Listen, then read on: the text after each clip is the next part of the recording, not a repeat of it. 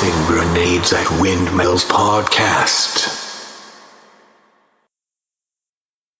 Welcome to the Tossing Grenades at Windmills podcast. I'm Tom Ricks, and this is another in a series that I'm calling The Sins of Silicon Valley. And today we're going to talk about Google. I almost didn't do Google because, frankly, in my opinion, while Google has done some bad things, they don't approach the same level of a lot of other tech companies, despite ill-advised tendencies such as monopsony or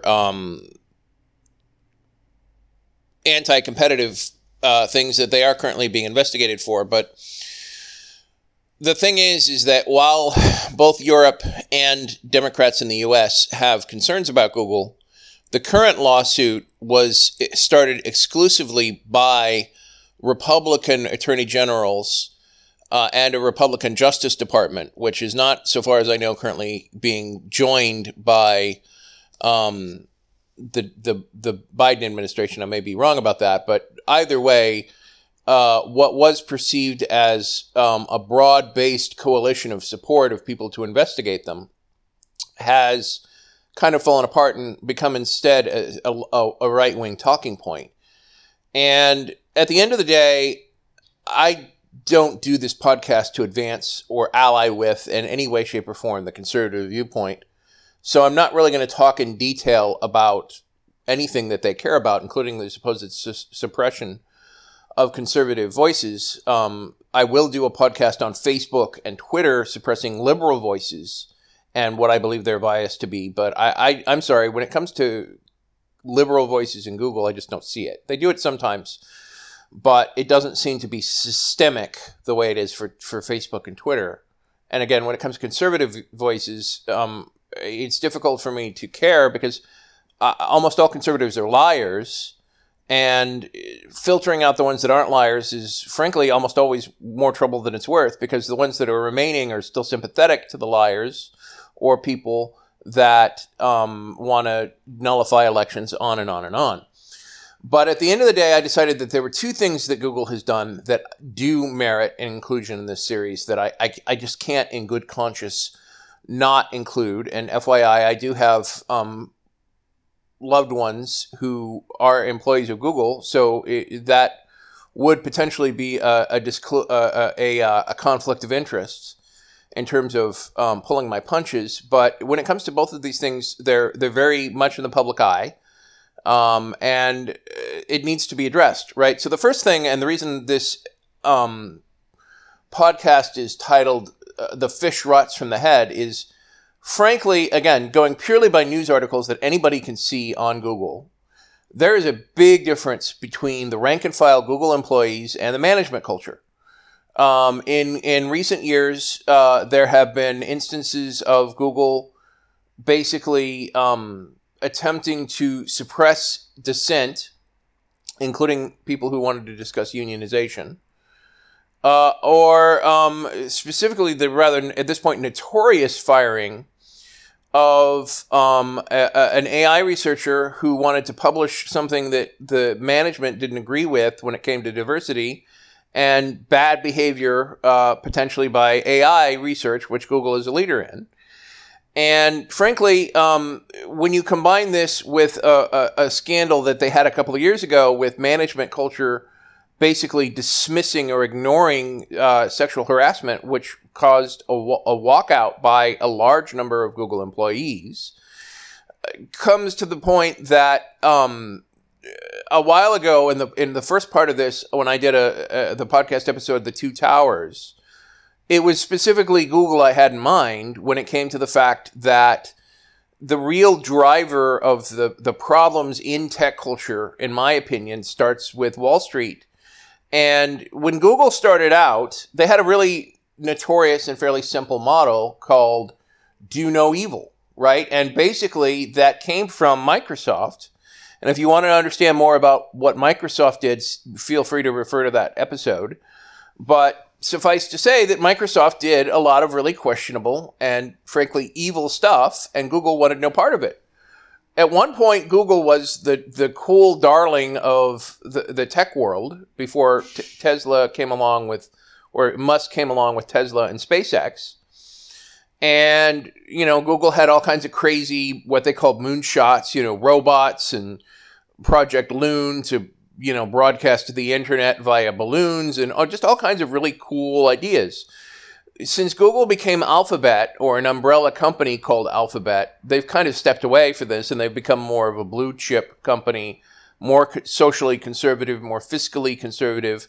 They still do, they're still more, quote, hip, end quote, than Microsoft, but that's not saying much because even Apple, frankly, has what looks to be more interesting cutting-edge research. Google is still definitely the leader in certain areas like autonomous driving and AI, but by and large, they've become more about basically answering to shareholders, providing shareholder value, and there's nothing wrong with that per se, but the management culture in Google is off the reservation, right? When they have employees staging walkouts about sexual harassment, there's a problem. And later, when you have the firing of an AI researcher who basically wants to publish a paper that makes elements of what Google is doing look bad, and Google isn't in the mood to suppress, to let that out, Google's drive to have open data is kind of ridiculous. Now, Google has taken some courageous stands, particularly in their refusal to do business in China and participate in the oppression of China's people and the Great Firewall. But, they also had some management that was trying to work around the tech culture in Google with this top secret project to do questionable military AI applications and questionable suppression of freedom of speech in China. And time again, the common pattern in this case is that it's the management. It's the management versus the rank and file employees. And the management is basically being run by a caretaker CEO, just kind of like, love him or hate him, Bill Gates was a giant in terms of his knowledge of technology and his understanding of how to build a technology business. And the guy that came after him, whose name I don't even remember, basically was a kind of a keeping the lights on guy and missed the console wars and missed the phone wars. And, he's since been replaced. And, Microsoft is getting a little bit more up to speed about the next step in these various races between the large tech companies. But since the two founders of Google have stepped down, this other guy has come on, and as near as I can tell, he's the one responsible for these continual ethics issues in Google management culture. And at the end of the day, a leader is responsible for what happens in their company. And frankly, I'm just not impressed with Google management culture. These managers keep ignoring the wishes of their employees. And granted, they're not as bad as, again, Facebook. Facebook is its own category of evil. But just because there are worse companies doesn't let Google off the hook for having these managers that frankly don't seem to be in alignment with what Google says its culture is supposed to be. And when you have values that you present to the world, but then you have managers that don't enforce that, that's a leadership failure. Pure and simple. It's a leadership failure to have your managers not reflect the culture that you want your company to be known for. And then I think the other issue that I kind of need to address is the fact that no matter how ethical Google may or may not be, and there's a whole spectrum of people inside and outside of Google that have different opinions on that, there's another issue that I need to bring up that is unique to Google, and that is the same argument I made when I talked about 8 questions that need to be asked about the LDS Church. It takes a lot of men to make a gun, and that is in that podcast episode, one of the podcast episodes I did on the LDS Church, I explained that this organization is incredibly powerful. and they have a lot of land, and if the leader of the LDS Church went off the reservation and went crazy, the LDS Church could do a lot of damage simply because of the way their organization is structured and the way that they have no real internal controls to prevent the leader from doing that. Now, a member of the LDS Church might disagree with me, but I'm not even going to get into that. If you want to listen to my arguments on that subject, go to that podcast episode. But the reason I made the parallel is because Google is basically Chekhov's shotgun on the wall, in the sense that they have more data and more aggregated information than any other tech company except for maybe Facebook. And while Google does have, frankly, famous security protocols to keep anybody from getting it, and by and large, based on my passive understanding of trends in technology, Google has far fewer data breaches or privacy violations than other people, because they care about this, and they've always cared about this. But at the same time, if we got a crazy person as the head of Google, I am not convinced that the arguments I've heard that all of this data inside of Google is safe, right? Supposedly there are a series of safeguards in place to keep a bad actor inside of Google from, working with somebody like, say, the Trump administration, to take the huge piles of data that Google has aggregated and use it for ill purposes. But I'm not so sure that that's the case. One of the most compelling arguments for originally breaking up AT&T back in the 80s was that it basically put too much power in the hands of one company. And in the case of Google, you have one company that dominates 50% of the cell phone market, 90% of the search engine market, the dominant news aggregator, the dominant and probably the dominant video portal as well. And frankly, all of that power in one place, even if you could build a perfect wall between the human owners of the company and the data collation and analysis functions that Google is trying to be the world leader in for AI, to personalize ads and give value to people that pay for it.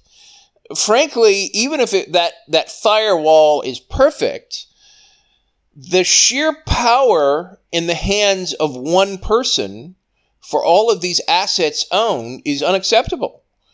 When a company gets too big, it is a national security risk.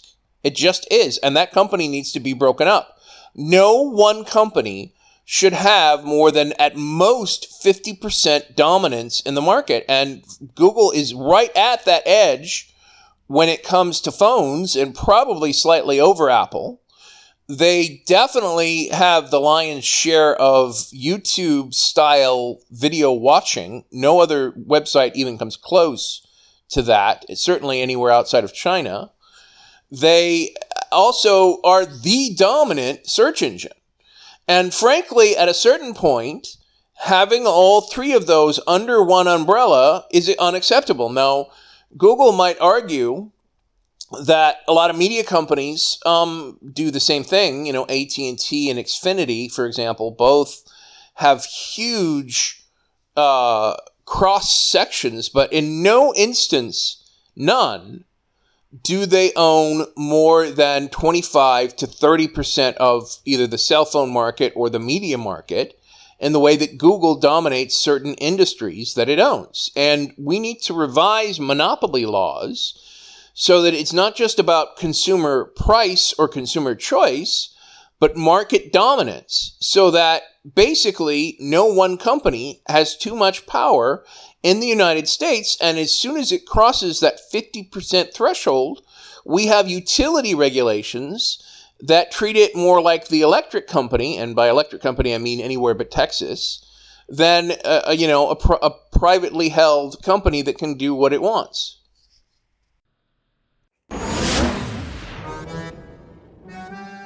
This has been the Tossing Grenades at Windmills podcast. Buy my book, Have Name Will Travel, at Amazon and other markets. RedAnvilCreative.com contains all our podcasts. Copyright 2021.